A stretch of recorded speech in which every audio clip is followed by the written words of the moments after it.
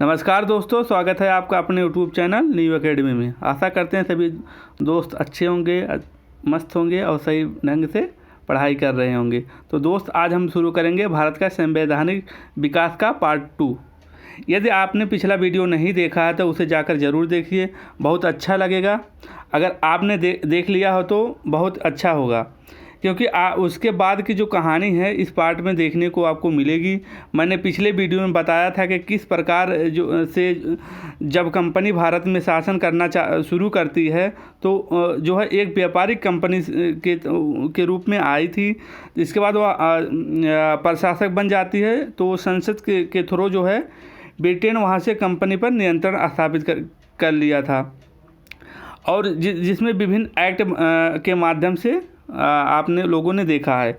लेकिन 1857 की क्रांति हुई, जिसे हम 1800 के विद्रोह भी कह सकते हैं या प्रथम स्वतंत्रता संग्राम के नाम से भी जानते हैं। तो उस क्रांति के बाद जो होता है कि भारत में कंपनी का शासन जो है समाप्त हो गया और डायरेक्ट जो है सीधा क्राउन को नियंत्रण में दे गया। अर्थात जो है ब्रिटिश में जैसे कि ब्रिटेन में राजा रानी के नियंत्रण में भारत का शासन चलने लगा।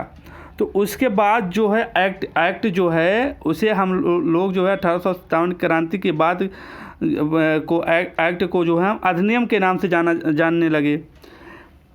तो इस अधिनियमों के माध्यम से भारत में विभिन्न बदलाव किए गए, जो कहीं ना कहीं एक भारत में आने वाले संवैधानिक व्यवस्था का एक प्रस्थान बिंदु रहा है। तो किस अधिनियम में क्या बदलाव किए गए, क्या ऐसे प्रावधान किए गए जिनसे प्रश्न पूछे जाते हैं, हम उन्हीं बिंदुओं को शॉर्ट लिस्ट किए हैं। तो दोस्तों, शुरू करते हैं। जो है भारत जो ये शुरू करते हैं जो 1858 का भारत शासन अधिनियम, ये बिंदु देखते हैं, बहुत ही इम्पोर्टेंट है। यहाँ से अब देखते हैं क्या हुआ। कंपनी का शासन समाप्त हो गया। इसके बाद ब्रिटेन क्राउन को सीधा शासन दिया गया। तो उस समय इसके बाद जो है भारत का सचिव का पद दिया गया। बोर्ड ऑफ डायरेक्टर एवं कंट्रोल की जगह जो है भारत सचिव की सहायता के लिए भारत सचिव का पद दिया गया, और उन्हें जो है 15 सदस्यों को भारतीय परिषद द्वारा गठित किया गया। ये हो गया। और इसके बाद जो है सचिव जब ये भारत के लिए कार्य करने लगे, तो उन्हें जो है भारत सचिव को व्यय भारत के होम चार्जेस के रूप में देना होगा। मतलब वो जो भारत के लिए ये काम कर रहा है तो उन्हें भारत के ही होम लोन चार्जेस के रूप में दिया जाना चाहिए वेतन उनकी। और एक पॉइंट यहाँ ये इम्पोर्टेंट बनता है दोस्त, ये पॉइंट, प्रथम वायसराय कौन था? तो लॉर्ड कैनिंग था। 1857 की क्रांति के समय जो है कौन था वायसराय? तो प्रथम वायसराय कौन था? Lord Canning. ये बहुत ही इम्पोर्टेंट है, एग्जाम में आपको देखने को मिलेगा। ठीक है मित्र, ये हो गया। इसके बाद हम लोग आते हैं 1861 का अधिनियम। 1861 के अधिनियम में क्या कहा गया, इन्हें हम देखते हैं। अब देखते हैं ये पॉइंट में क्या बनता है। इसमें पुनः जो एक विधि सदस्य की नियुक्ति की गई।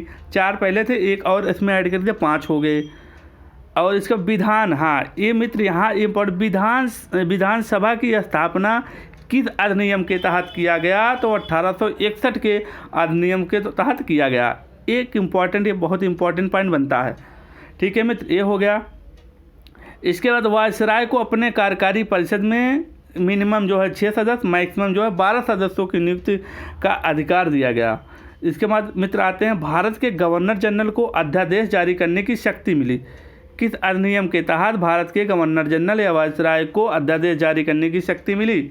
तो 1861 के अधिनियम के तहत। 2 पॉइंट आप लोग याद रखना, विधानसभा की स्थापना हुई और भारत के वायसराय को अध्यादेश जारी करने की शक्ति प्राप्त हुई। किस अधिनियम के तहत? तो 1861। इसके बाद मित्र आते हैं, देखते हैं 1892 का अधिनियम देखते हैं।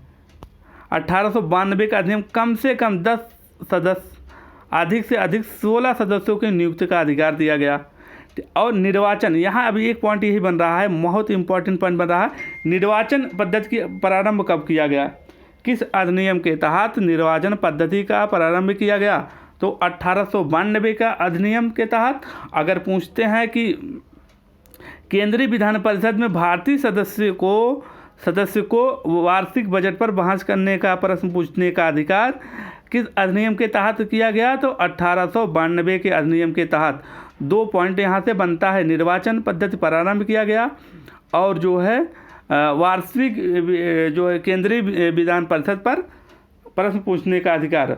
1861 में क्या था? विधानसभा की स्थापना हुई थी और 1892 के अधिनियम में क्या हुआ था?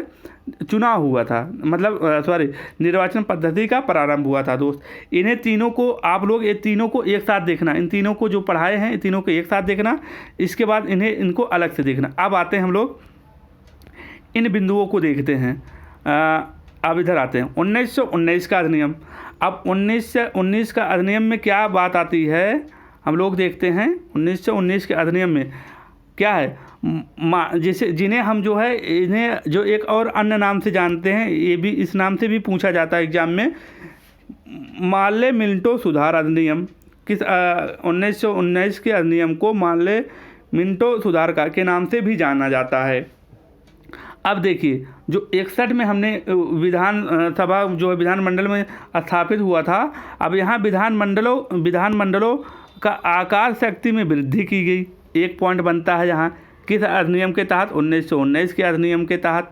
और जो सार्वजनिक विषयों पर प्रश्न पूछने का अधिकार, देखिए जो है 1892 में क्या था? केंद्रीय मंत्रिपरिषद, जैसे कि भारतीयों को प्रश्न पूछने का अधिकार था, लेकिन जो है वहाँ क्या था? प्रश्न पूछने का अधिकार था। यहाँ जो है सार्वजनिक विषयों पर प्रश्न पूछने का अधिकार हो गया, ये हो गया। अब यहाँ देखिए पृथक निर्वाचन के आधार पर मुस्लिम को आरक्षित सीट।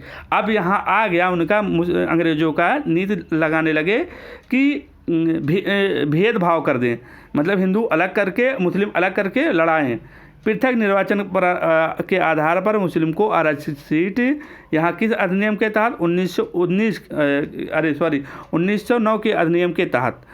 दोस्त ये 3 पॉइंट यहाँ से याद रखना बहुत ही इम्पोर्टेंट है। अब आते हैं 1919 का अधिनियम।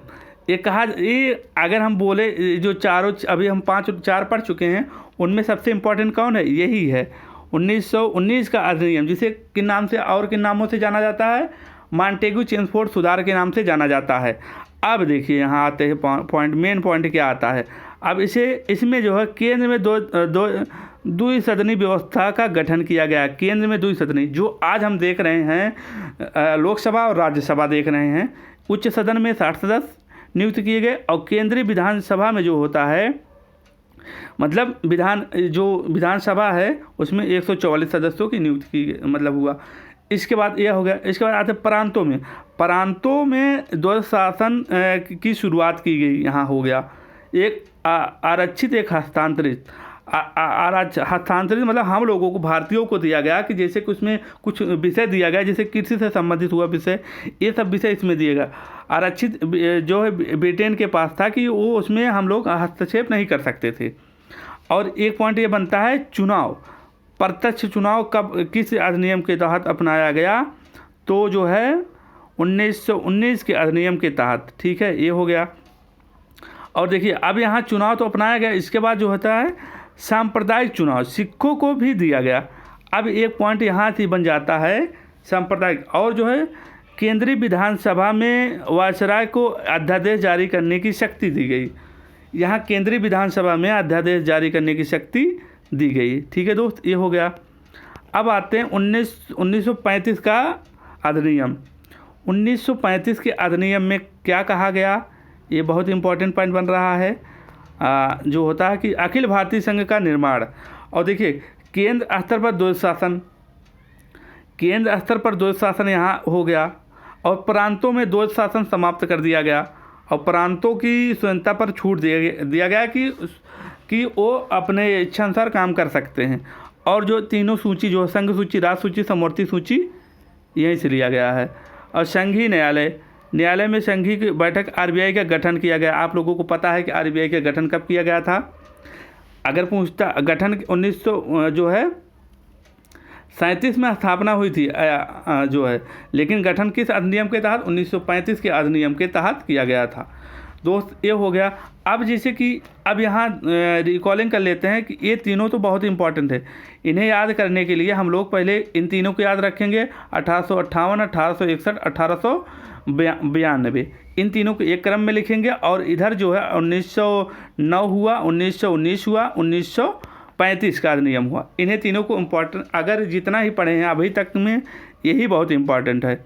अब रिकॉल कर लेते हैं, फास्ट रिकॉल कर लेते हैं। जो होता कि 1961 में क्या था, विधानसभा की स्थापना हुई। 1861 में क्या हुआ, विधानसभा की स्थापना हुई। 1892 में क्या हुए, निर्वाचन प्रारंभ किया गया। और जो है 1919 के अधिनियम में देख रहे हैं हम लोग क्या है, विधानमंडलों की मतलब वृद्धि की गई, उनकी शक्ति में वृद्धि की गई। और पृथक निर्वाचन, मुस्लिमों को आरक्षित सीट दिया गया। इम्पॉर्टेंट पॉइंट बनता है। और 1919 में देख रहे हैं केंद्र में द्विसदनीय व्यवस्था की स्थापना की गई। और जो होता है प्रांतों, और दूसरे पॉइंट पर देख रहे हैं प्रांतों राज्यों में दो शासन प्रणाली की शुरुआत की गई। प्रत्यक्ष चुनाव अपनाया गया। किस अधिनियम के तहत, 1919 के अधिनियम के तहत। तो मित्र इस तरीके से आप लोग इसे एक बार ज़रूर देखेंगे। इसके बाद जैसे नहीं मालूम तैयार नहीं होता है, थोड़ा टिपिकल टॉपिक है क्योंकि आप लोग इसमें ज़्यादा अध्ययन नहीं किए, इसीलिए लगता होगा। तो मित्र आप लोग इसे एक दो बार वीडियो कर पॉज करके देखना और नोट्स बनाना, तो आपको जो है तैयार हो जाएगा।